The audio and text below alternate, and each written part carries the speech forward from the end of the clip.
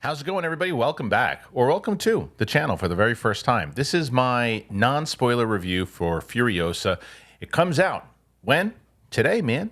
You hopefully are going to see it today, or maybe you're watching this after you've seen it. So if you're brand new to this channel, you've never been here before, do me a favor and hit that subscribe button. Like I said, this is a non-spoiler review, and we're going to talk about the latest in the Mad Max saga. This is essentially the way that I look at it, even though George Miller, who's he is Mad Max, and it connects obviously to the stuff that Mel Gibson did and everything too, but it really ties in obviously to Fury Road.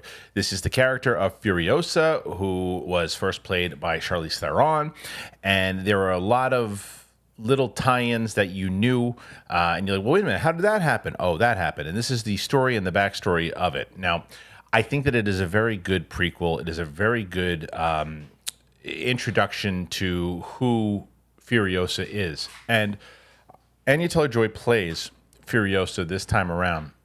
And I think she does a really good job. And I'll tell you, the young actress that plays the younger Furiosa, who's in a big portion of the movie, very well cast. I also believe that it seems to me like sometimes they cast young actors who are supposed to play the actors and the stars of the movie, and you go, it doesn't look anything like them. This looked like it could have been Anya Taylor Joy as that age. And it just shows kind of the beginnings, and again, I'm not spoiling anything, where she came from, how she eventually got to be with Joe, and all these other things, and it really ties into how the conflict within her and Chris Hemsworth, his character, and he is firing off on another level in this one. At first I said, does he need the nose thing? And I was like, yeah, you know what? It doesn't come off as ridiculous. It doesn't come off, what it's meant to do is make you forget that it's Chris Hemsworth. And his performance does that, but a lot of times, sometimes you look at a big movie star like that, and you're like, even as good as performance is, I can't get away with thinking, oh, there he is, that's Thor. I never once thought that.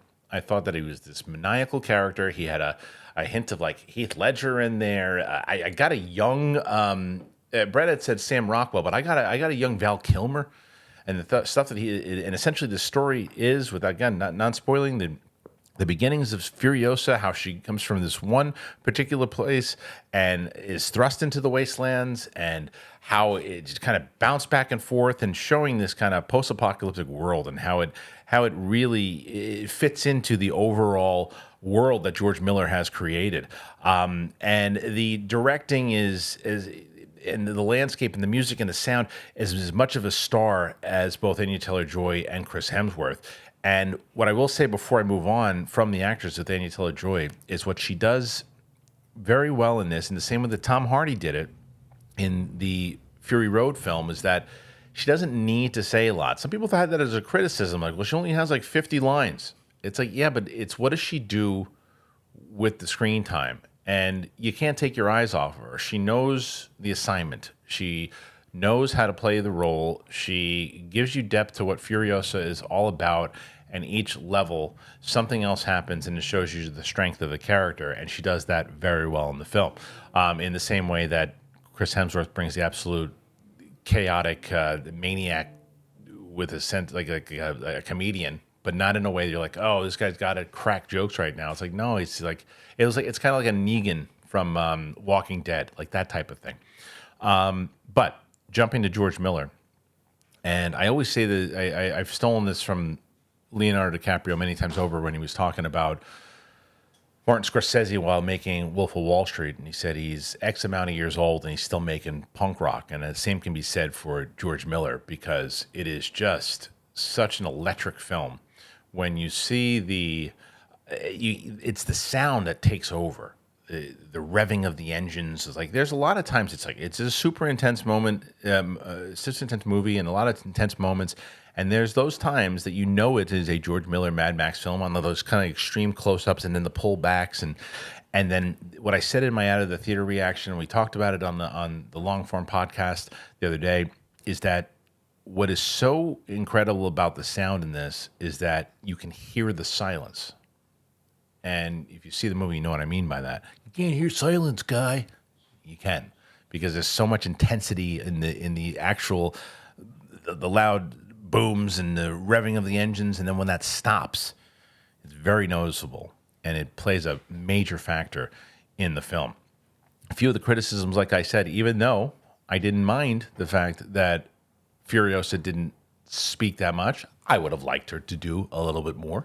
I would have liked to, I don't think it hurt the performance, but I would have liked a little bit more of some, maybe like a few different conversations. There's another storyline that happens that I think they play it on a little bit more. I think some of the action scenes, there's one that's just so intense, and then another one happens, and it was so close to each other that I felt like we just did it, but I didn't care because it was so much fun to watch. But I still felt like it just maybe the pacing just a little bit. But it's small things. It's not. If you're going to ask me what I like better, Fury Road or this one, I still give it a Fury Road. But this is a great companion piece, and the first. And does it make me want to see more of these films? Absolutely. So that's it. What do I score this? I'll go pretty big. I'm going to go 4.4 out of 5 on this one.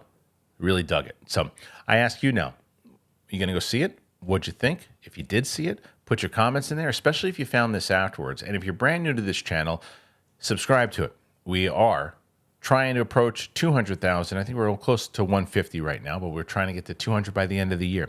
You hit that button, you get us that step closer. That step. You can take that step or one step, whatever kind of step you want to take. You take it, you got it.